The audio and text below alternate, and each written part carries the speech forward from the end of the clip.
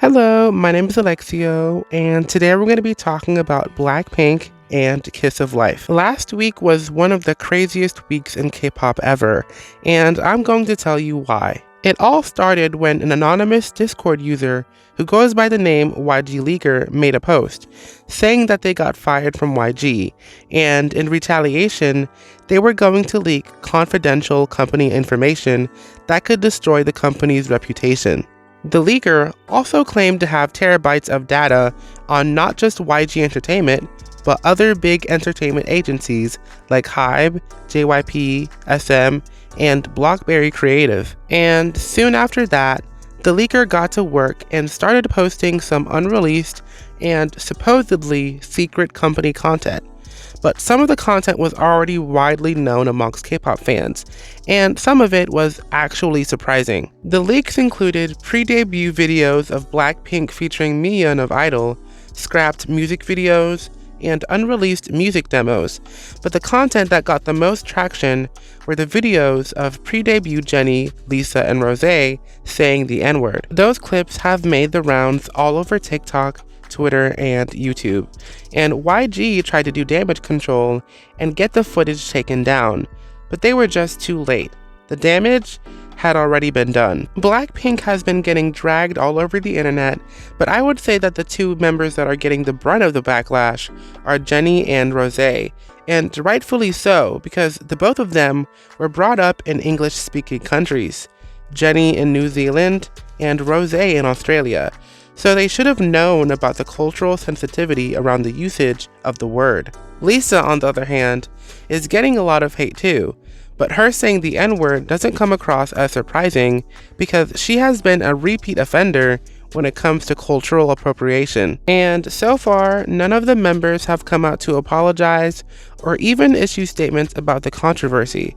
So it's looking like they're just going to ignore it and hope it goes away. And as a casual listener and enjoyer of Blackpink and Blackpink's music, I was disappointed by the N-word clips, but I wasn't surprised. YG Entertainment is notorious for cultural appropriation and using black music, culture, and aesthetics to make their artists sell, so I'm not shocked that they would have the members mimic and mime rap songs. I am, however, frustrated with the fact that Jennie and Rosé are both fluent in English, and that they still chose to sing the N-word even though they definitely know about the sensitive history around the word. And while Lisa might have grown up in Thailand, she doesn't get a pass.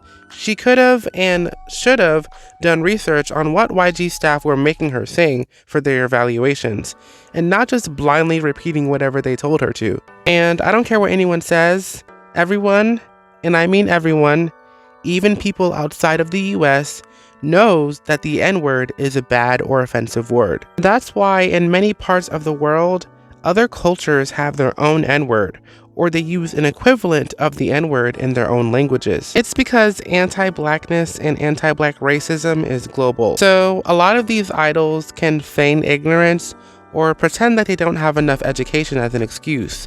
But the bottom line is, the majority of them know what they are doing, but they just don't care. The same thing can be applied to Kiss of Life, who is also catching a lot of heat right now, because they decided to do a hip-hop theme for Julie's birthday livestream, where they dressed up in 2000 streetwear and spoke in stereotypical African-American accents. And Belle went on a platform before the live even began and urged fans not to leave the fandom.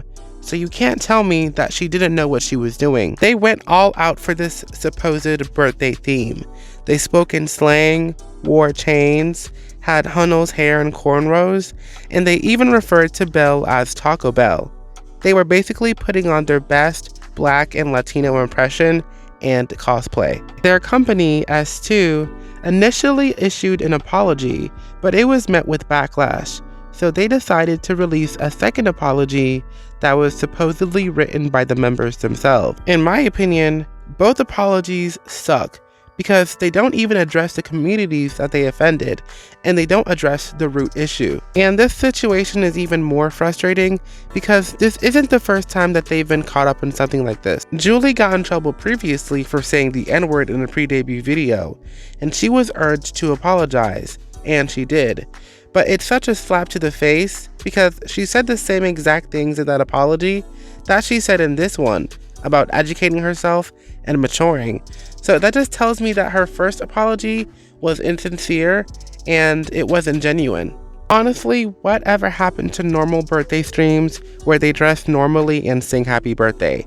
And even if they really wanted to do a hip hop theme, why couldn't they have done it without the butchered AAVE and the stereotypes? It's crazy to me that none of the members and none of the staff took a moment to think and ask themselves, could this be seen as offensive? Or hey, maybe we should reconsider this theme. They just went along with it and saw nothing wrong with the way that they acted and the way they disrespected and made a mockery of Black people. I just can't believe that something like this happened in the big year of 2025. Never would I have thought that they would have put on those clothes, sat down, turned on the camera, and basically put on a minstrel show for their fandom that contains a large amount of Black people. It shows me that they see Blackness and Black culture as a costume or a concept. It tells me that they don't respect the culture that they profit from, and that is a large issue within K-pop itself. The entire genre is built off of the back of Black creatives and Black expression, from the fashion, to the hairstyles, to the music that they put out. And when you point that out, a lot of people, specifically non-Black people, want to come at your throat and tell you that you're wrong. But as much as people want to deny it, Black people are literally the blueprint for K-pop, and we deserve to be more respected in the industry. If you're going to pick and choose and take aspects of our culture and make it your own, at least have the decency to respect and learn about the culture. That is the least you can do. I wish that I could say that this is going to ruin Kiss of Life's career, but it won't. K-Nets don't care about anything. They only care when it comes to stupid things like dating and vaping. So Kiss of Life will still have a very large Korean fan base. But as for their international fans, they could basically kiss any Black or Latino fans that they had goodbye, because they had every opportunity not to do this, and they still did it anyway. I have honestly never seen a group tank their image and their careers so fast, but those were my thoughts on the recent controversy with Blackpink and Kiss of Life. Let me know your thoughts in the comments down below. Make sure you like the video, subscribe, and thanks for watching. Bye!